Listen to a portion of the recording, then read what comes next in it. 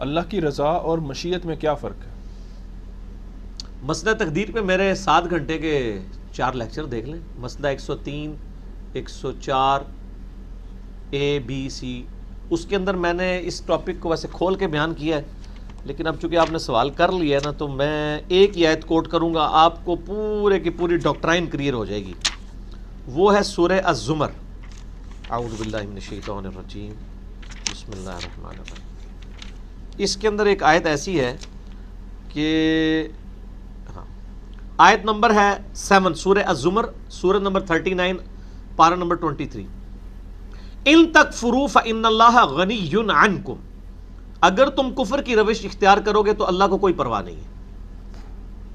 ولا یرضی لعبادہ الکفر، لیکن یہ یاد رکھنا کہ اللہ کی رضا اس میں نہیں کہ تم کفر کرو. مسئلہ کلیئر ہو گیا؟ تمہیں اختیار دے دیا کہ تم کفر کرو، لیکن اس اختیار کا مطلب یہ نہیں ہے کہ میری بھی مشیت ہے، میں چاہتا ہوں کہ تم ایسا کرو. نہ. آج ایک لے لیں بڑا تلخ جملہ، کشف المحجوب میں یہ لکھا ہوا ہے کہ شیطان سے غلطی اللہ تعالیٰ نے جان بوجھ کے کروائی ہے، اور آدم علیہ السلام، یہ جو حضرت آدم علیہ السلام سے غلطی اللہ تعالیٰ نے جان بوجھ کے کروائی ہے. تو یہ تصوف نے جو کچھ پیش کیا ہے مشیت اور تقدیر کے مسئلے کو، یہ ایسا نہیں ہے. قرآن ان کھول کے پڑھتے، قرآن سے ان لوگوں کا تعلق ہی کوئی نہیں رہا نا. پتہ انہوں نے تو اپنے بزرگوں کے واقعات نقل کیے ہیں. ٹھیک ہے، اگر آپ یہ مان لیں کہ شیطان اور آدم سے غلطی اللہ نے کروائی ہے تو بھائی پھر موج مارو، پھر تسی جو مرضی کرو، نچدے رہو. جنت جو لکھی ہے جنت ہی لبنی ہے، دو لکھی ہے دو لبنی ہے. پورے قرآن کی ڈاکٹرائن کے خلاف ہے. قرآن کی ڈاکٹرائن ایک ہی آیت، سورہ الزمر آیت نمبر 39، مسئلہ تقدیر بھی حل، مسئلہ مشیت بھی حل، سب کچھ. ان تکفروا فإن اللہ غنی عنکم، اگر تم کفر کی روش اختیار کرو گے تو بے شک اللہ تو بے پرواہ ہے. ولا یرضی لعبادہ الکفر، لیکن یہ یاد رکھنا بے پرواہی کا قطعاً یہ مقصد نہیں ہے کہ اللہ تعالیٰ پسند کرتا ہے کہ تسی ٹھیک ہے جی پٹھے کام بھی کرو. نہیں، اللہ کی رضا اس میں نہیں ہے. کھلی چھٹی تمہیں دی ہوئی ہے. اسی لیے میں ایک جملہ بولتا ہوں کہ کائنات میں ہر کام اللہ کی اجازت سے ہو رہا ہے، مرضی سے نہیں ہو رہا. یہ مشیت اور رضا کا فرق، اجازت سے ہو رہا ہے. آپ کو اجازت ہے کہ اذان کی آواز پہ آپ شراب خانے جائیں یا مسجد میں جائیں، لیکن مرضی ہے اللہ کی کہ آپ شراب خانے جائیں. لیکن آپ کو کھلی چھٹی دی ہے. انا ہدیناہ السبیل اما شاکرا و اما کفورا، سورہ الدہر. ہم نے ہدایت کا راستہ واضح کیا ہے، چاہو تو شکر گزاری کی روش اختیار کرو، خواہ ناشکری کی. لیکن ساتھ کا والذین جاہدوا فینا لنہدینہم سبلنا، سورۃ العنکبوت آخری آیت. جو لوگ ہماری راہ میں کوشش کریں گے ہم اپنی راہ ان کے لیے کھولیں گے. دنیا میں کھلی چھٹی ہے. تو ہر چیز اللہ کی اجازت سے ہو رہی ہے، مرضی سے نہیں ہو رہی. ورنہ ہم کیا کہیں گے، زنا اس کی مرضی سے ہو رہا ہے. اجازت سے اس اعتبار سے ہو رہا ہے کہ اگر کوئی ارادہ کرتا زمین میں دسا دیا جاتا، لیکن اجازت سے مراد کھلی چھٹی ہے، کرو آگے پوچھا گا. یہاں پہ بھی یہی بات آئی کہ کفر کرو گے اللہ کو کوئی پرواہ نہیں، لیکن یہ پرواہ کا مطلب یہ نہ سمجھنا کہ ٹھیک ہے جنت ہی دے دے گا. ولا یرضی لعبادہ الکفر، لیکن وہ اپنے بندوں سے راضی نہیں اس بات پہ، اس کی رضا اس میں نہیں ہے. مشیت تو یہ ہے کہ تمہیں کھلی چھٹی دی ہوئی ہے، یہ مشیت ہے کہ ظاہر دنیا میں چیک اینڈ بیلنس کا سسٹم چل ہی اس طرح سکتا تھا کہ آپ کو اختیار دیا جاتا. یہ اس کی مشیت اور تقدیر تھی. رضا اس کی یہ نہیں، رضا یہ ہے کہ کفر نہ کرو. ولا یرضی لعبادہ الکفر، وہ اپنے بندوں سے کفر پسند نہیں کرتا. وَإِن تَشْكُرُوا، اور اگر تم شکر گزاری کی روش اختیار کرو، یرضاہ لکم، یہ وہ پسند کرتا ہے.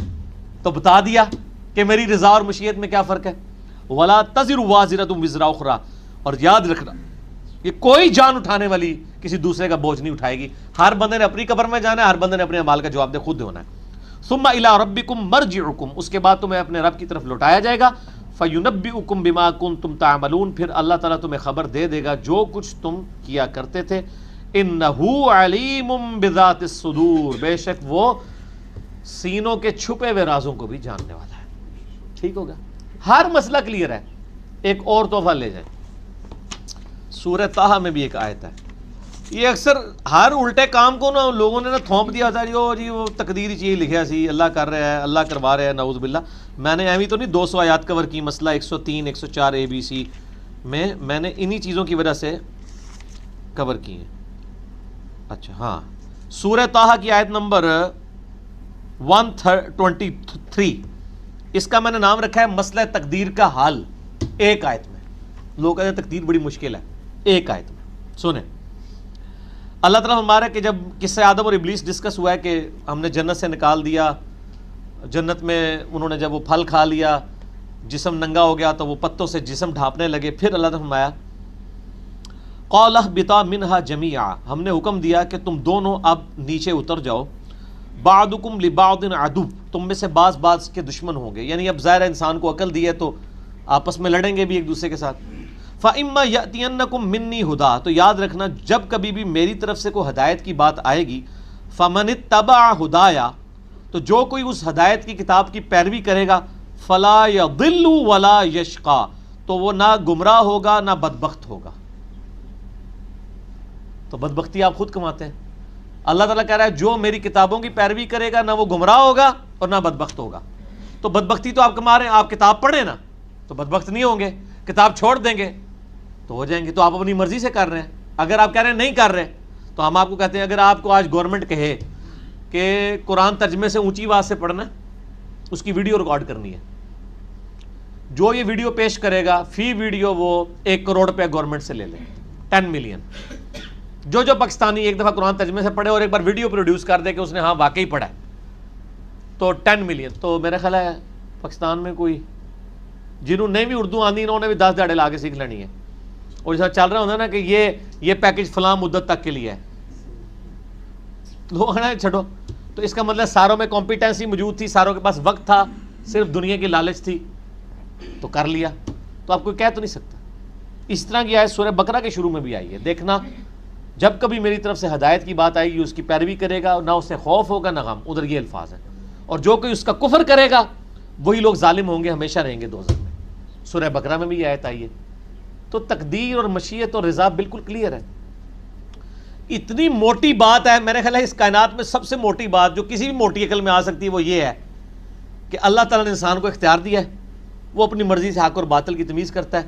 جو اللہ کی بات مانے گا جنت میں جائے گا، پیغمبروں کی بات مانے گا جنت میں جائے گا، جو پیغمبروں کا مخالف ہوگا دوزخ میں جائے گا۔ ایک کیڑی راکٹ سائنس ہے جی، جیسے تو انہوں کوئی علماء کی ڈگری لینے کی ضرورت ہے۔ آئیے لگا بات ہے ڈگری والوں کو یہ بات سمجھ نہیں آتی، جب تک ڈگری نہیں ہوتی اس وقت بات سمجھ آئی ہوتی ہے، جیسے ہی ڈگری آتی ہے نا وہ کسی اور طرف ہی چل پڑتے ہیں، پھر گستاخی ہو جائے گی، چھوڑ دو۔ نہ میں وابی نہ میں بابی، میں ہوں مسلم علمی کتابی۔ دیکھ لیں ہر بات علمی کر رہے ہیں ہم، ہر چیز کے قرآن سے جواب دے رہے ہیں۔ لوگ تو فلاسفر بیٹھے ہوتے ہیں، فلسفانہ گفتگو کرتے ہیں، قرآن کھولو یار، اس سے بڑی کون سی فلسفے کی کتاب ہے؟ ٹھیک ہے نا، ہر چیز بالکل پن پوائنٹ۔ لیکن یہ پھر آپ کو محنت کرنی پڑے گی۔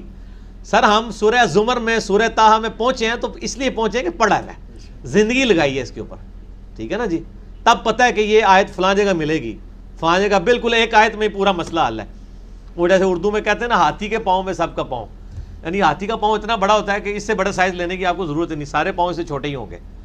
تو یہ کانٹے کی بات قرآن میں ایک آیت بعض اوقات ایسی سٹرانگ ہوتی ہے کہ جس میں اس معاملے پہ اس کو ڈاکٹر سراج صاحب فرمایا کرتے تھے نا ذروۂ سنام، ایپیکس، چوٹی، وہ ہر ٹاپک پہ ایک آیت بڑی سٹرانگ ہوتی ہے پورے قرآن کے اندر، اس آیت کو آپ پکڑ لیں اس ٹاپک پہ آپ کو ہر بات سمجھ آ جاتی ہے۔